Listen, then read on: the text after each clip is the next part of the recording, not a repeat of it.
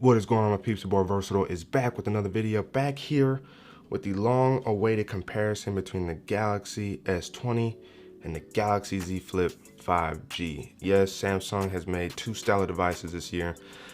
The Galaxy S20, which arguably could have been the best for value out of the between the S20, S20 Plus, and S20 Ultra, and the Z Flip 5G, something pushing the boundaries of smartphone technology. So before we get into the video, make sure you guys ignite the like button on this video, subscribe to the channel if you haven't already, make sure you guys hit that notification bell so that way YouTube informs you when I drop videos. Yes, YouTube won't let you know a thing unless you hit that notification bell, so go ahead and do that right there. Now let's get into the video, and the first thing we're going to talk about is specs. What's the differences between this beauty here, the Galaxy Z Flip, and this beauty here, the Galaxy S20? Well, the first thing I can tell you guys, the difference, ooh, that brightness is crazy. So in terms of specs, you got the Snapdragon 865 versus the 865 Plus in the Z Flip 5G.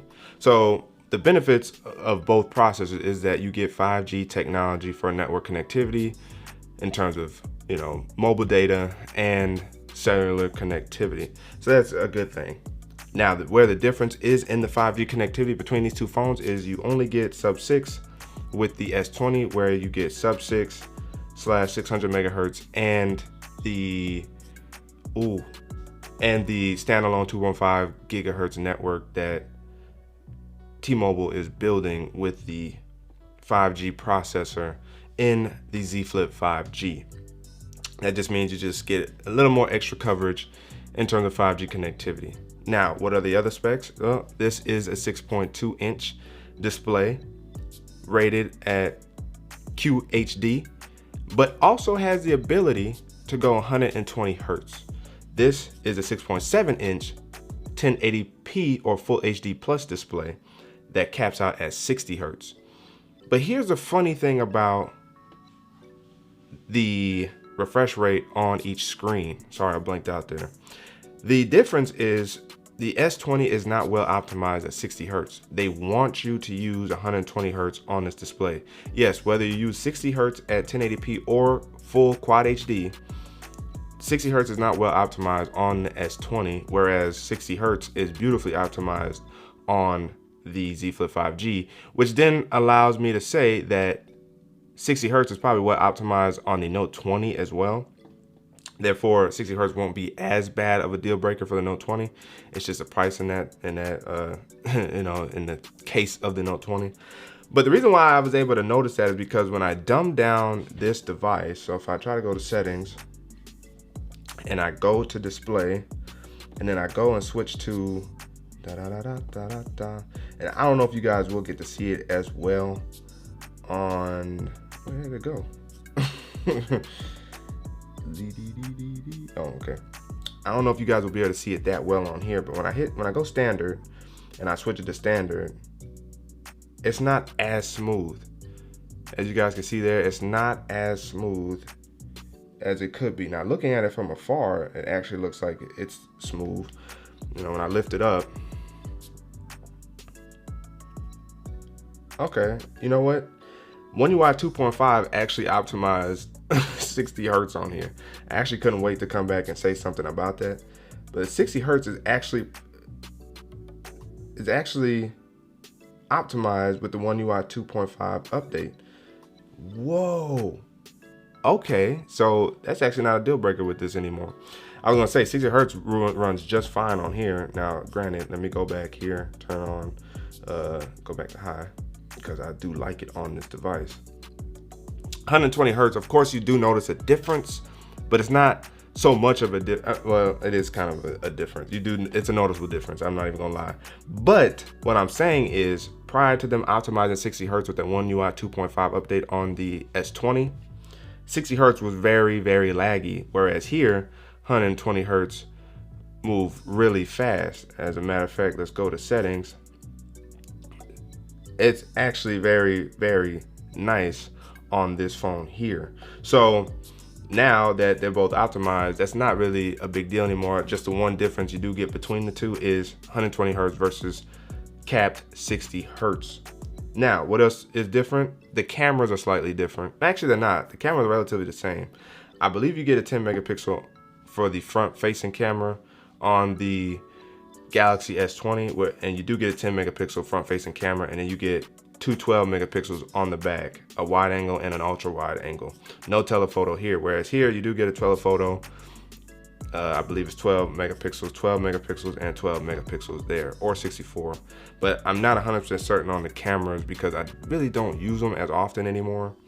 Now the cameras on the S20 are better than the Z Flip 5Gs. From what research I was able to gather, it seems like the cameras were imported basically from like the S10 or the S10e series. So the cameras are slightly less stellar on the Z Flip 5G than the S20, and that's where I think they kind of messed up there because of the price.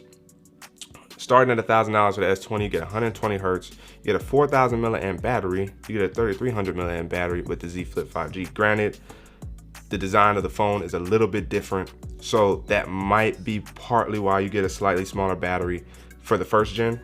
But then you get 3 sets of cameras that are actually really good on the S20, whereas with the Z Flip, you get the selfie camera, which is actually pretty good, but then you get decent camera quality out of the rear facing cameras, whereas you get good camera quality nonetheless out of the S20.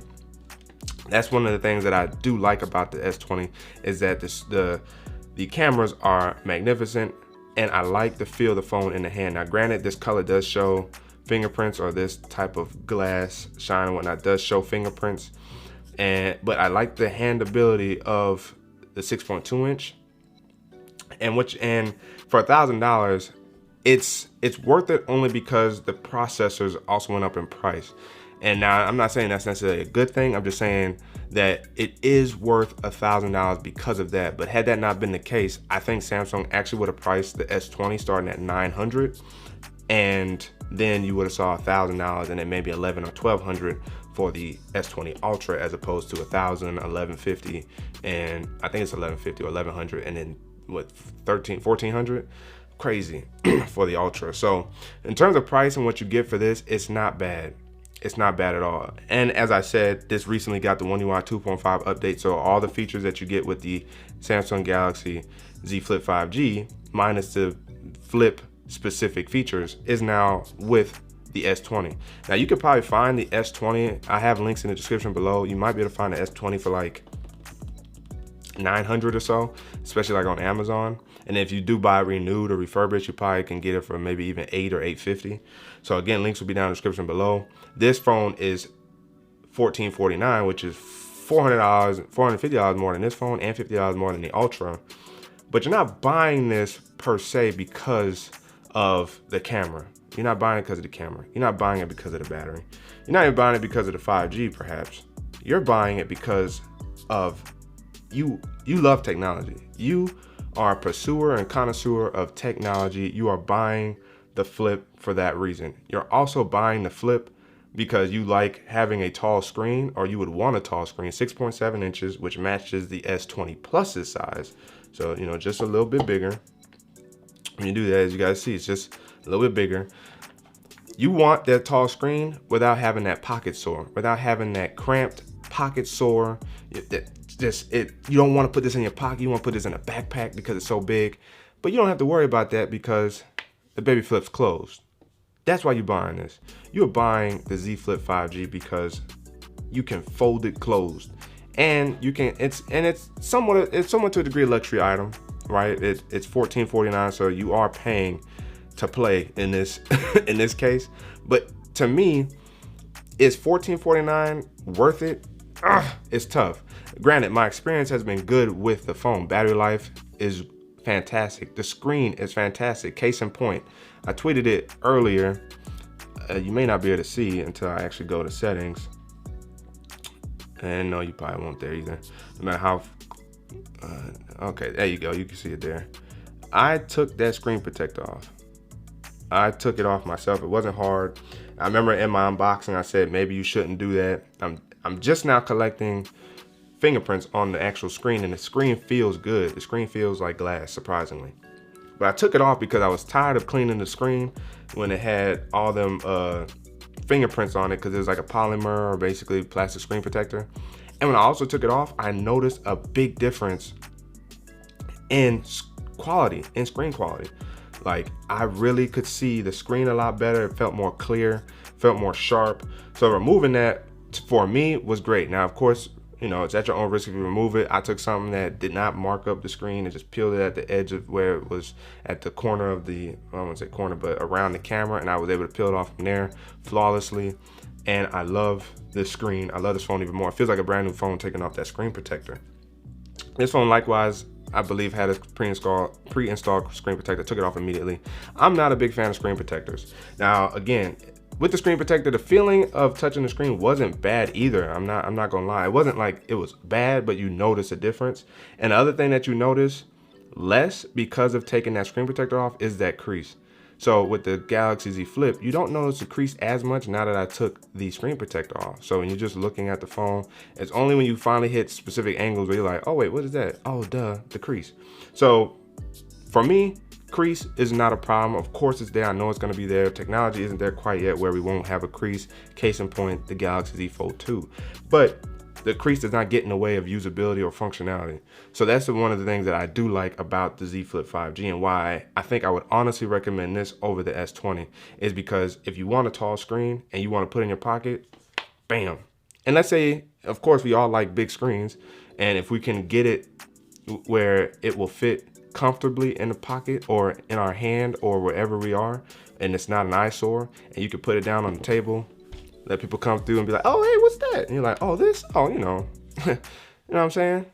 Close it with one hand. That's why you're buying this phone. It's somewhat of a luxury item. Now, I think this is better priced at about $1,200. Again, because of you guys and the donations to the channel, I got it for $1,200. So for the price, for me it was $200 more, but overall it's $400 more than this.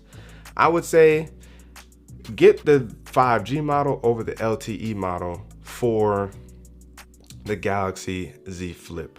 Do that because the battery life is better on the 5G model. You know, I've had stellar battery life on here. Now, I have not had the LTE model, so I don't know if battery life is that much better over the LTE model, but based off of what I've heard a lot of other people say and my experience with the 5G model, I haven't had any issues with battery life, and I haven't had any issues with the 4,000 milliamp battery on the S20 with the 120 Hz refresh rate on. So that's also a good thing. Samsung has done a much better job in terms of their battery optimization and their software optimization. Now, I know the Note 20 Ultra is a different story. I don't 100% know that. Some people are getting great battery life, some others aren't. But what I can speak to for the S20 and for the Z Flip 5G, battery life is great. $1,449. If you could get a trade-in, I'm sure it probably lessens it to $900 to $1,000. It's worth it if you can definitely trade in for sure. This is also something that is good if you could just outright get it. But again, if you're looking to invest in the future and foldable technology, the Z Flip 5G is the way to go. I haven't had any issues in terms of software. I haven't had any issues in terms of battery. I haven't even had any issues using the cameras, despite knowing that there's a slight discrepancy in camera quality between the two. My complete use for this has been great. Like I said, I took the screen protector off. You guys saw no scratches. And I love that the power button is back built into, the fingerprint sensor is built back into the power button. I love it. It feels good in the hand still. You can close it with one hand. I know, you can, bam, you can do that. You know what I'm saying? That was probably my most successful one-handed open of this phone I had ever experienced. But if you don't want to flip phones and you just want one nice solid piece of glass slab, get the S20. But if you want to flip and you adore technology, the Z Flip 5G is the way to go. So that is my review and my comparison between the S20 and the Flip 5G. Let me know down in the comments below what you guys think of either device. Have you used either device? Are you looking forward to it? Do you trust the Fold technology yet? Do you trust the Z Flip? Do you trust the Z Fold 2? Are you sticking with the glass slab regardless? Let me know down in the comments below.